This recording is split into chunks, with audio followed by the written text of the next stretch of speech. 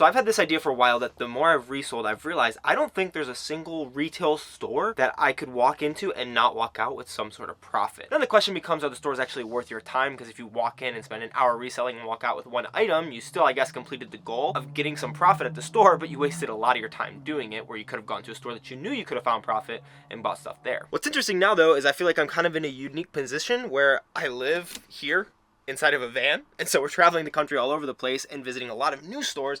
And we stopped at the Planet Fitness today to shower, which is why my hair is not up for once every like week and a half. And most times that we've gone to a Planet Fitness in the same like strip mall, if it isn't a strip mall, there's some sort of like clearance store. And in this case, I've never heard of this store before.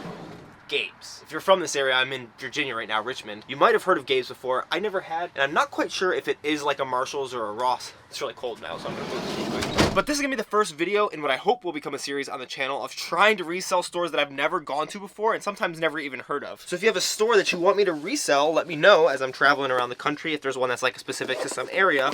Now, in order for one of these stores to be worth it, these are the criteria. So every time that we go do one of these, I'm trying to think of a name for the series. So if you guys have any ideas, let me know down in the description. I want it to be kind of funny and clever, but everything that I'm thinking of is like way too long. Like right now I'm thinking something like first time finds, but I feel like that's a little too cheesy. But for a store for me to be deemed worthy in this little series, it has to have $100 of profit, and normally I'm trying to get 100% ROI, so it should be $100 of spend, but because of something that I've been doing recently, we'll actually be able to check the potential profit at the end of the video. But it can't take forever, so we're gonna say in 1 hour max. If the store is doing really well, it takes 2 hours in the store, and I still get $200 of profit, that'll still count. But as long as we're at an average of $100 per hour of profit, it'll be a good store. So Gabe, if you're watching this video, please give me a discount at your store next time. But let's go try to make $100 at Gabe's. From what I see on the outside, it looks like this might be like a Marshall type store. But I just saw a clearance sign in the window, so that's kind of what I'm basing that off of. This is what we're looking at when we walk in. It looks like it might be more of like a Big Lots, but I'm interested. We're gonna be scanning everything with Scoutify 2 and just checking on the Amazon Seller Central app. I've actually started putting buy lists into my phone while I'm in the store, which is how we'll really quickly be able to check the potential profit at the end of the video. I thought it would take a lot more time than it has been. It really hasn't taken a lot, but it saved me so much time in my shipments, so I'll definitely be doing that in this one, and we can see how much we'll find. I'm actually gonna head back to the front of the store because I see they have a lot of toys up here. Hot Wheels, some Nerf stuff. Let's see what their prices are like though. This guy, Hot Wheels, $4. All right, first product. Let's see how we're doing. What's 4 here? Rank unavailable. Oh snap! You get the box. So these 12 would sell for $52, be $48 if I was to get them all, and the rank's unavailable. Fun start.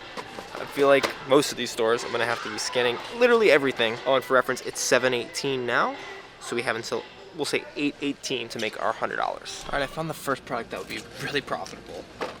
It's a bunch of these action figures, and something was kind of weird. See these guys? I found one, I've never seen this before, that the arm is off of it even though it's totally packaged. It looks like someone like punched it right there.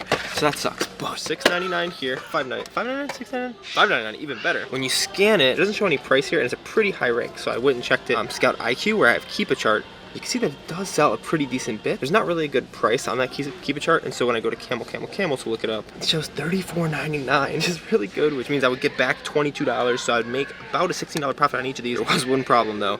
I didn't really check the restrictions, and it shows that I can't sell it new condition, so I'm gonna try to request approval right now on Amazon and really pray that they let me get it. That alone would be like $50+ of profit right there. Amazon, please be kind to me. Scanner guy. Okay, requires approval. Please, please, please approve me. Is it the ASIN or is it the brand?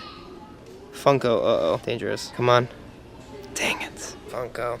That's so brutal.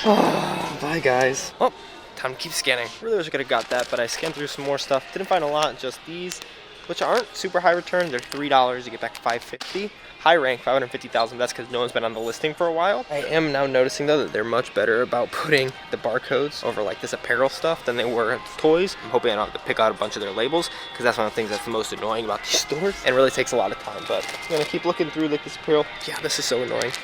$2.99. I'm gonna have to pick out a bunch of these labels. Actually not on these ones, and you have to be careful about this, because you see here, if you look under it, you can't really see a barcode, and a lot of times that's because I just gotta make sure on the top it says slightly imperfect. You can't sell that as new, and most of the times you can't even sell slightly imperfect stuff. I always try to make sure that my socks don't say that, because Amazon will say you're selling it used like new or something like that, which is not good. All right, this is something else. Didn't find a lot. Didn't find almost anything. The one positive thing though about these barcodes being covered is that this adhesive is really, really crappy, so it's easy to take them off and not really damage it too much. I did find this though, which I thought was good. I thought it was $7, and then I looked at it again. It's $9. unfortunately, because it's 1,000 rank and you get back 1286, so you make $3 and change.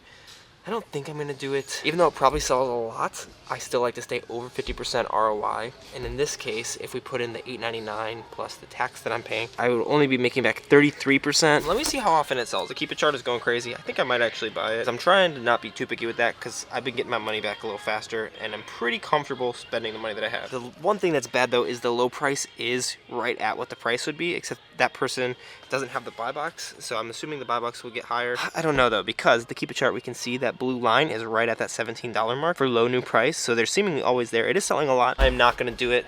Hopefully we can find more stuff. Luckily for me though, the things that we've been scanning for the most part have been in the toys and like women's apparel, and that's stuff that I normally don't even sell anyways, or at least don't sell a lot of it. So I'm not super worried about it because hopefully this is like all the other clearance department stores, whereas that side, which I've already looked at, is all the stuff I don't sell, on the other side is the stuff that I do. So hopefully we'll get there. Oh, I'm so frustrated right now.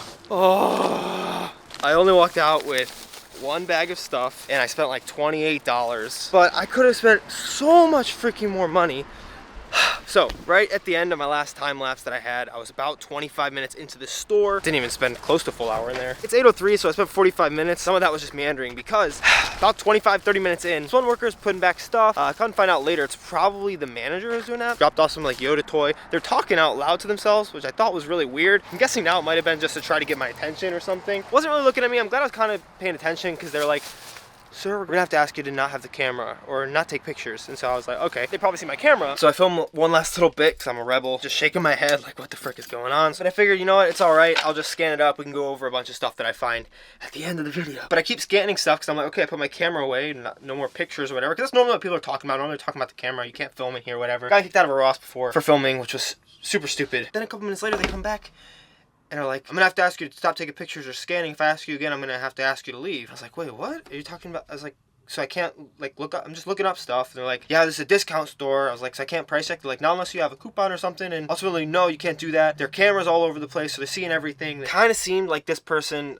ended up later seeming like it was the manager. They were at the front of the store talking with some other employees, and it seemed like they were the manager, but kind of seemed like they were taking their job a little too seriously, like when I got kicked out of that Ross. Otherwise, it just might be the policy of Gabe's that you like can't resell or whatever. Good thing that I didn't just try to leave and start scanning in, because I would have got kicked out, because I saw them looking at the cameras when I went up to go check out, because they were up at the front. But like, I couldn't scan anything else at that point. So all I found were these little hair turban things and some of these dog treats. I think I have 8 of them because they expire May 2022, and they're $2.49. You get back right around $4. So that's a good return.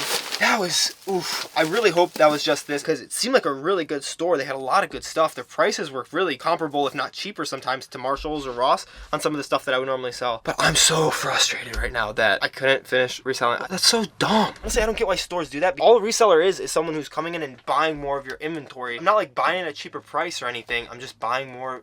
I don't understand. I'm so frustrated right now. If you could tell, I'm so pissed. But let me send this buy list over to Inventory Lab and look at what the potential profit would be. We'll just count it for 30 minutes of sourcing. Unfortunately, I spent those 30 minutes sourcing in areas that I'm not great at sourcing, and if I would have sourced them in other areas, I think we could have gotten it because it seemed like a good overall store. In case you have Inventory Lab and you want to do this, I just go in here. I have my buy list all done. That's Gabe's. Might as well rename it to Stupids. $27.68 is around what we spent, but we'll go ahead and send that to my email. Actually, I could have just added the open one, but I'll archive that real quick. I'm so heated right now. I'm gonna go grab it from my email real quick. Why do they do that? So back in Inventory Lab, go to list and prep. I'm just gonna create a new test batch and add this because I just want to look at what the potential profit would end up being. Create the batch down there. Sales value $85, buy cost $27, net profit only $15. So that turns out to be 55% return on investment, which isn't great. If I could have sold those toys at the beginning, it would have been much higher, but I'm so frustrated right now. I gotta calm down a little bit. If you want to see the last video where I had an interaction with the manager, it wasn't super serious. I'm interested in your take on it. Go watch it over here. Let me know what you think about this in the comments. If you have any experience with Gabe's, and if they have this policy all over the place, just in case I encounter another one, I might want to go resell. Or let me know other stores you want me to resell down below. Otherwise, watch either of these videos. I'm too heated right now and I need to calm down, so I can't think of which ones they're gonna be. But I love you guys and I appreciate you.